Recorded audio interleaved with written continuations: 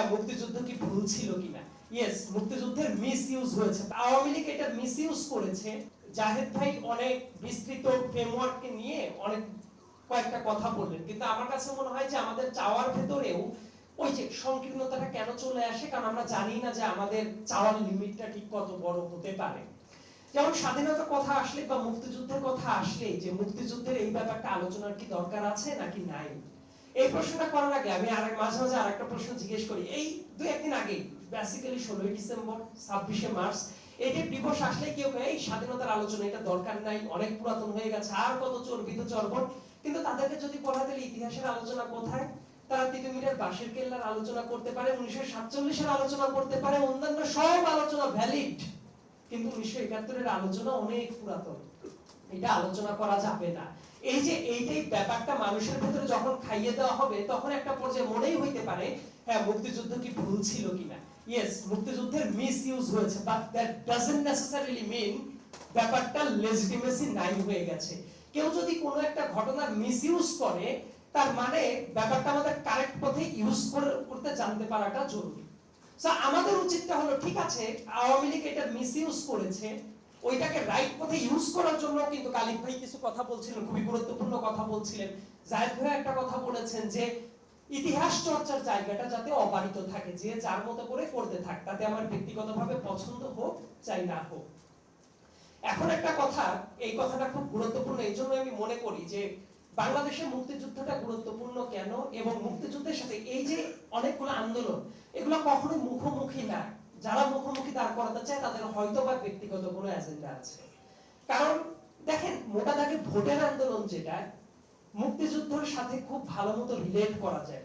বাংলাদেশের মুক্তিযুদ্ধটা কেন শুরু হয়েছিল, অনেকগুলো কারণ আছে, 23 বছর ধরে প্রচলিত ক্ষোভ আছে, কিন্তু একেবারে ডিরেক্ট যেটা স্পার্ক করেছে সেটা কোনটা? একটা দেশে ইলেকশন হয়েছে 7 ডিসেম্বর 1970, সেই ইলেকশনে নির্বাচিত প্রতিনিধিদের হাতে ক্ষমতা হস্তান্তর করা হয় নাই, এবং নির্বাচন মানে তো জনরায়, সেই জায়গাটাকে যখন বাধা দেওয়া হয় ওইটার পরবর্তী স্টেপ আকারে মানুষ মনে করলো যে না আমাদের এই মুহূর্তে স্বাধীনতাটা দরকার। যদি এই মুহূর্তে ক্ষমতা হস্তান্তর করা হতো হয়তো বা মুক্তিযুদ্ধ 71 সালে নাও হতে পারত।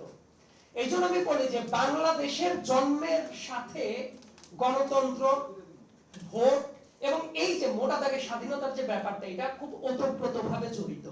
এবং সামনের দিনগুলোতে আমাদের অনেক ধরনের চ্যালেঞ্জ আছে, অর্থনৈতিক চ্যালেঞ্জ থাকতে পারে, সামাজিক প্রতিবন্ধকতা অনেক জায়গায় থাকতে পারে, অনেক জায়গায় অনেক ভুল সিদ্ধান্ত আসতে পারে।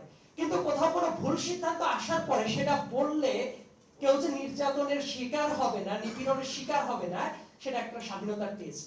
কথায় কথায় বলতে গেলে আমরা প্রত্যেকটা ক্ষেত্রে গত 1.5 বছরে দেখবেন অনেক যে কাজগুলো করা উচিত না সেই কাজগুলো করার সময় তুলনাটা চলে যায় বিগত ফ্যাসিস্ট রেজিমে এটা হয়েছে এটা হয়েছে এটা হয়েছে।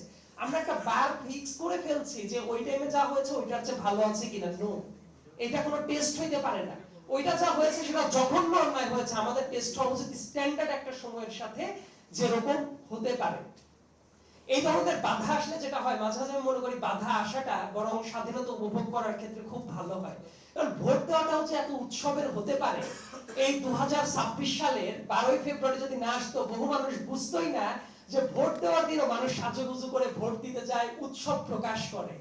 এটা কেন হয়েছে? কারণ এই যে শীতের পরে বসন্তকাল যখন আসে পাতা টাতা গাছপালার খুব ঝরে যায়, খুবই রুক্ষতার প্রকৃতি আসে, ঠিক আসার কিছুদিন পরে যখন নতুন কচি কিশলয়ে গাছপালাগুলো আবার ভরে যায় তখন বোঝা যায় যে রুক্ষতা কেন খারাপ এবং নতুনত্বটা কেন ভালো। এই যে অনেকগুলো দিন গণতন্ত্রহীনতায় থাকার জন্য আমরা কিন্তু এখন এইটা বুঝি যে গণতন্ত্র, স্বাধীনতা এইগুলোর মূল্যটা ঠিক কতটা। এখন সামনের দিনে আমাদের চাওয়াটা কি? তরুণ প্রজন্মের চোখে স্বাধীনতার আকাঙ্ক্ষা তো আমি দেখতে চাই যে মানুষ ঠিকমতো ভোট দিতে পারছে, 5 বছর পর পর বা যখন যে ইলেকশনের ফ্রেমটা আসে স্বাধীনভাবে ভোট দিতে পারবে, মানুষের কথা রাষ্ট্র ভাববে। ওই যে চা বাগানের শ্রমিক থেকে শুরু করে গার্মেন্টস ওয়ার্কার থেকে শুরু করে একজন ড্রাইভার থেকে শুরু করে একজন শিক্ষক থেকে শুরু করে রাষ্ট্রের যত মানুষ যে জায়গাতে আছে তারা যাতে মনে করে যে রাষ্ট্র তাদেরকে ফিল করে, যাতে এমন না মনে হয় রাজশাহী মেডিকেল কলেজে যখন অনেকগুলা শিশু অনেকগুলা দিন পড়ে থাকবে আইসিইউ ফ্যাসিলিটি পাবে না, তাদেরকে অন্য কোনো আইসিইউ ফ্যাসিলিটি দেওয়া যাবে না, ওই যে তাদের কথাটা রাষ্ট্র ভাবে নাই, যাতে এরকম না হয়।